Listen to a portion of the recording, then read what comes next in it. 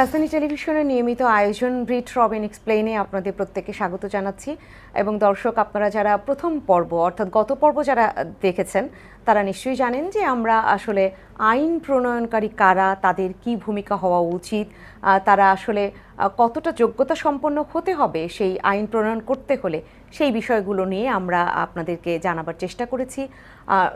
Barrister Robin আপনাদেরকে বিভিন্ন বিষয়ে এই সংক্রান্ত ব্যাখ্যা দিয়েছেন। আজকে যদি আমরা বলি যে সকল ক্ষমতার উৎস জনগণ, সেই যে একটি কথা আমরা প্রায়শই শুনে থাকি রাজনীতিবিদদের মুখ থেকে, কিন্তু সেই এত ক্ষমতার উৎস জনগণ, জনগণ কে? সেই প্রশ্নটা কি কখনো করে দেখেছেন? আপনি, আমি, আমরা সবাই জনগণ, কিন্তু আসলে আমরা কে? আমাদের ভূমিকা কী এই রাষ্ট্রে? সেটাই আজকে জানবার চেষ্টা করব। এবং আমরা যদি সকল ক্ষমতার উৎস হয়েই থাকি, তাহলে আমাদেরকে কেন্দ্র করেই সব কিছু কেন পরিচালিত হবে না? সেই আইনের জায়গাটাও আমাদের কথা ভেবেই কেন আইনগুলো প্রণয়ন করা হবে না? সেগুলোই আজকে জানবার চেষ্টা করব। ফেরদৌস আহমেদ থাকছি এই আয়োজনের সঞ্চালক হিসাবে, এবং প্রতিদিনকার মতো এই আয়োজনে যিনি রয়েছেন, যিনি আসলে এক্সপ্লেইন করে থাকেন এবং আপনারা যার ব্যাখ্যাটাই শুনেন, যার নামই আমরা আসলে এই অনুষ্ঠানের আয়োজনটার নামকরণ করেছি, সেই ব্যারিস্টার রবিন রয়েছেন আমাদের সাথে। এবং আমাদের অতিথি হিসাবে আজকে উপস্থিত রয়েছেন জ্যেষ্ঠ সাংবাদিক সোহরাব হাসান। আমি স্বাগত জানাচ্ছি সোহরাব হাসান আপনাকে, এবং রবিন আপনাকেও নিঃসন্দেহে আপনার ব্যাখ্যার জন্য স্বাগত জানাচ্ছি, কারণ আপনার ব্যাখ্যা শুনবার জন্যই আমাদের সাধারণ দর্শকরা অপেক্ষা করছেন। এবং সেই জায়গায় যদি কথা আসলে না বাড়িয়ে ব্যারিস্টার রবিন, আপনার কাছে আমি একটু জানতেই চাই, সকল ক্ষমতার উৎস এই যে জনগণ, জনগণটা কে, কেন এত ক্ষমতার উৎস তাদের হাতে? জনগণ হওয়ার কিছু মৌলিক শর্ত আছে। রাষ্ট্র গঠনের পূর্বেই জনগণ তার কিছু দায়িত্ব, কিছু অধিকার, কিছু ছেড়ে উনি রাষ্ট্রটা গঠন করেন। তো সেই জায়গাটাতে জনগণ কিন্তু ওয়াদাবদ্ধ রাষ্ট্র গঠনের আগেই যে আমরা কিছু নিয়ম মানব, কিছু আইন মানব, কিছু বিধিবিধান আমরা মেনে চলব এবং কিছু দায়িত্ব পালন করব। এই কমিটমেন্টের মধ্য দিয়েই একটা রাষ্ট্র গঠিত হয় এবং ওনারা এই রাষ্ট্রটা গঠন করে এবং রাষ্ট্রের মালিকানা হাতে নেয়। সেখানে পরিষ্কার করে বলাই আছে, যারা এই আইন মানে না, এই নিয়ম মানে না, তারা জনগণের অন্তর্ভুক্ত নয়। এখন প্রশ্ন হলো, তাহলে যে ব্যক্তি বা যে মানুষটা এই সমাজেই বসবাস করে, তাহলে তিনি কি জনগণ নন? আমার ব্যাখ্যা খুবই পরিষ্কার, যারা আইন ভঙ্গকারী তারা জনগণ নন। যারা রাষ্ট্রের আনুগত্য করে না তারা জনগণ নন। এটা আমাকে পরিষ্কার করে বুঝতে হবে আগে, তারপরে আমরা নেক্সট স্টেপে যেতে পারবো। আমরা কিভাবে মালিকানা পেলাম এবং সেই মালিকানাটা আমরা কিভাবে এস্টাবলিশ করব। তাহলে আপনি বলছেন যে যারা নিয়ম ভঙ্গ করছে তারা জনগণ নয়। ধরেন আমি রাস্তা থেকে আসার সময় ট্রাফিক নিয়মটা একটু ব্রেক করলাম, তাহলে আমি জনগণ হব না? না, আমি এখানে একটু রবীন্দ্র ভাইয়ের সাথে যোগ করছি। জনগণ হবেন, এদেশের বাসিন্দা হবেন, কিন্তু আপনি যে আইনটা ভঙ্গ করলেন কিনা এবং সেটি আদালত যখন নির্ধারণ করবে যে আপনি অপরাধী, তখন কিন্তু আপনি এদেশের নাগরিক, কিন্তু আপনি জেলখানায় চলে গেলেন, মানে অপরাধ দণ্ডিত ব্যক্তি হয়ে গেলেন। এখন দণ্ডিত ব্যক্তি কিন্তু সাধারণ নাগরিক যে অধিকার পান, দণ্ডিত ব্যক্তি কিন্তু পান না। অর্থাৎ আইন ভঙ্গের দায়ে আপনি নাগরিকের মৌলিক যে অধিকার থেকে আপনি বঞ্চিত হবেন।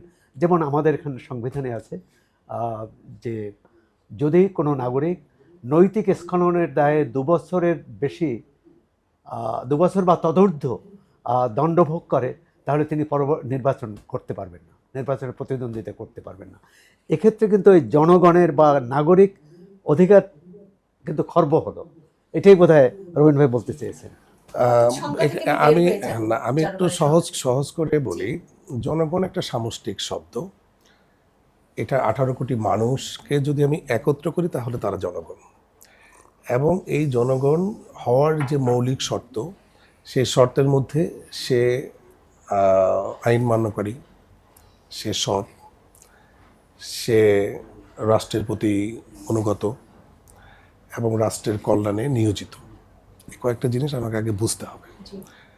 এখন যিনি ট্রাফিক রুলসটা ভেঙেছেন, সামষ্টিক অর্থে সে ব্যক্তি, আবারও বলি সে ব্যক্তি, সে জনগণ না।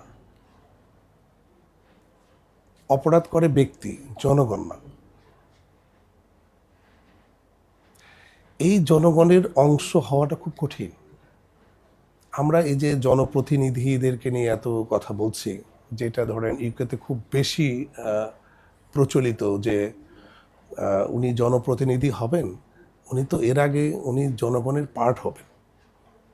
একটা জনগণ হওয়ার মানে এতটা কঠিন যে আমি কোনোদিন অসত্য কথা বলি না, আমি জীবনে কখনো চিন্তাও করি না যে আমি ট্যাক্স ফাঁকি দিব,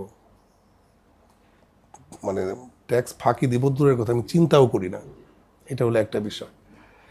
আর এই প্রসঙ্গেই আমি আবার একটু বলতে চাই যে ভাবনাটা কেন আমাদের একটু ডিফারেন্ট হয়ে গেল।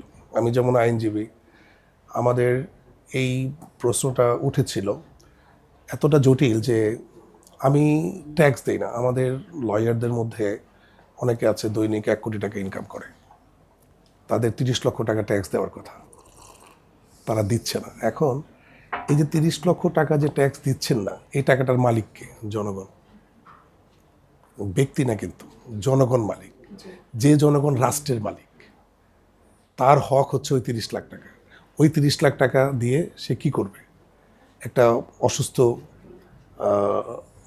তার শিশুকে সে চিকিৎসা করাবে, রাস্তা ঠিক করবে, হাসপাতাল ঠিক করবে, ডাক্তারের বেতন দিবে, হ্যাঁ, অনেক অনেক অনেক অনেক কাজ আছে, এগুলো করবে। তো নাগরিক বা আমরা যখন জনগণ হব, আমরা যখন সেইভাবে নাগরিক চিন্তা করব, তখন কিন্তু আমার এই জায়গাটা পরিষ্কার হওয়া দরকার। যেমন আমার রক্তক্ষরণ হয়, আমার পকেটের 500 টাকা যদি কেউ নিয়ে মেরে দেয়, আমি কিন্তু খুব ক্ষুব্ধ হই, ভীষণ অ্যাগ্রিভ, মামলা করি, এই করি, সেই করি। তো যে লোকটা আমার এই ট্যাক্সের টাকাটা দিল না, এটা তো আমার টাকা, ওই টাকা দিয়ে তো আমি কাজ করব, আমি কিন্তু সেই ক্ষুব্ধটা হইতে পারছি না। তার মানে আমি মালিক হওয়ার জন্য আমার যে মৌলিক শর্তগুলো, সেগুলো পূরণ করতে পারছি না। তো পূরণ করতে হলে তো আমাকে তো একেবারে টু দ্য পয়েন্ট আইনটা মানতে হবে, আমাকে ট্যাক্সটা পে করতে হবে। আমি তো সেটা করছি না বা করতে পারছি না। টপ টু দ্য বটম আমাদের ব্যক্তিগত এই সমস্যাগুলো আমরা জনগণের সাথে গুলায় ফেলছি, যার কারণে রাষ্ট্রের মালিক যে জনগণ, সেই জায়গাটা থেকে আমরা ব্যক্তি কেন্দ্রিক হয়ে যাচ্ছি। এবং দেখেন বড় বড় জায়গায়, আজকে এই আলোচনায় আসার আগে অনেক বিতর্ক কিন্তু অলরেডি হয়েছে। আমি জনগণ যদি ধরেন সাভার আশুলিয়া থেকে এই পর্যন্ত প্রায় 30 লক্ষ লোক ওখানে বসবাস করে। তো 30 লক্ষ লোক বসবাস করে, নিয়ম শৃঙ্খলা, শান্তি এবং অন্যান্য ন্যায় বিচার প্রতিষ্ঠার জন্য আমরা একটা আইনি সেবা কাঠামো তৈরি করেছি রাষ্ট্রের মধ্যে, জনগণই তৈরি করেছে। কিন্তু অত্যাশ্চর্য দেখেন, একজন বিচারক যখন একটা নরকে বসেন, নরকটা বলবো না, এটা হলো সদরঘাট বসেন, এই নরকে 30 লক্ষ লোককে নিয়ে আসেন। এখন একজন একটা পারিবারিকভাবে এক ব্যক্তির সাথে আরেক ব্যক্তি, সেটা নরক না বলে দমবন্ধ একটা পরিবেশে, পরিবেশে এখন ঝগড়াগুলো কি নিয়ে হয়? একটা মুরগি নিয়ে ঝগড়া হয়, একটা গাছ নিয়ে ঝগড়া হয়, তাই না? আবার তো মিলেও যায়, হয়তো সেই মামলাটা করার জন্য তাকে আসতে হচ্ছে সেই নরকে। কিন্তু আমরা কিন্তু লজ্জিত না, আমরা কিন্তু মানে আমি তো তাদেরকে জনগণের পর্যায়ে ফেলতে পারছি না, I am so sorry for that. হয়তো আমার বিরুদ্ধেও দেখা যাবে যে আমাদের দেশে তো কোনো কিছু বলতে গেলে আবার মামলা হয়ে যায়, আদালত অবমাননার মামলা, এটার মামলা। এটাও কিন্তু একটা পার্ট, যে আমাকে এই আইন, এটা আমি পরে আসবো, যে আইন কিভাবে আমাদেরকে রুদ্ধ করে দিয়েছে। সেই আইন প্রণয়নকারীদের এই পরবর্তী যারা আসছে, তাদের কাছে আমার এই প্রত্যাশার জন্য কিন্তু এত কথা বলা, যে আমি যেন অন্ততপক্ষে এই 30 লক্ষ মানুষ বা জনগণের জন্য একজন বিচারককে আমি সাভারে বা ওই জায়গায় বসাইতে পারি, ওরে যেন ওখান থেকে নরকে যাইতে না হয় 30 লক্ষ লোককে। এটা স্বাভাবিক না। এই যে অস্বাভাবিক একটা ব্যক্তি কিভাবে মানে জনগণের বিরুদ্ধে অবস্থান নিয়ে সে জিতে যাচ্ছে, এটা শুধু একটা ধারণাগত ভুল। এই জনগণকে আমি উজ্জীবিত করার জন্য, তাদেরকে বোঝানোর জন্য, তারা যেন অন্তত মালিক হিসাবে একটা ধমক দিতে পারে যে না আমি মালিক, এই তোমরা এটা এইভাবে কাজ করো। তার একটা মালিকের একটা দম্ভ থাকে না, সেটা থাকুক। আমি জনগণের কাছে, মানে যারা সত্যিকারের জনগণ, তারা যেন সেই দম্ভটা প্রকাশ করতে পারে। তাহলে এই পর্যন্ত আপনার যে ব্যাখ্যা, সেটা দর্শকদের কাছে আমি আর একটু যদি বলি যে পুনরায় আমি নিয়ে আসতে চাই, আপনাদের সামনে উত্থাপন করতে চাই, সেটা হচ্ছে ব্রিট রবিন যে ব্যাখ্যাটা দিলেন, জনগণ আসলে ব্যক্তির একটা সমষ্টি হবে, কিন্তু সেই এমন ব্যক্তিদের সমষ্টি হবে, সেটা হচ্ছে যে সেই ব্যক্তিকে নিয়ম মান্যকারী হতে হবে, সৎ হতে হবে, তাকে আরও অনেক গুণাবলী থাকতে হবে, তারপরে তিনি আসলে জনগণের অংশ হতে পারবেন। তার আগে হয়তো শুধু ব্যক্তিই থেকে যাবেন, এবং ব্যক্তি নানান কিছু তো হতেই পারেন, অপরাধী হতে পারেন, নিয়ম ভঙ্গকারী হতে পারেন, জনগণ কিন্তু হতে পারবেন না একজন নিয়ম ভঙ্গকারী।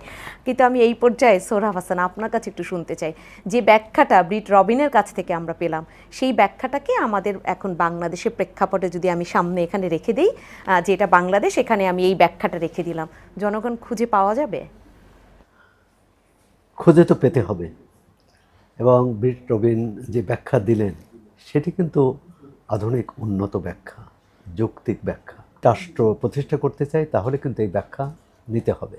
সচিবালয়ে যদি মানুষ যখন সেবার জন্য যায়, হাসপাতালে যান, এক ধরনের নাগরিক সেবা পেতে যে বঞ্চনার শিকার হন, যে হয়রানির শিকার হন, এমনকি ক্ষেত্রবিশেষে নির্যাতনের শিকার হন। অর্থাৎ আমরা একটা আইনানুগ রাষ্ট্র করতে পারিনি, সমাজও করতে পারিনি। আপনি দেখুন আমাদের এই যে আধুনিক রাষ্ট্র ব্যবস্থা বা আইন, এর বাইরে এই বাংলাদেশেই অনেকগুলো আদিবাসী সম্প্রদায় আছে। তারা কিন্তু উত্তরাধিকার সূত্রে শত শত বছর ধরে তাদের ওই সামাজিক যে প্রথা ওইটা মেনে চলেন। খুব কম ক্ষেত্রে আদালতে যেতে হয়, অথবা তাদের মধ্যে কারবারি যে যারা বিচার আচার করেন এলাকায় যেতে হয়। কেউ কাউকে বাড়ি দখল করে না।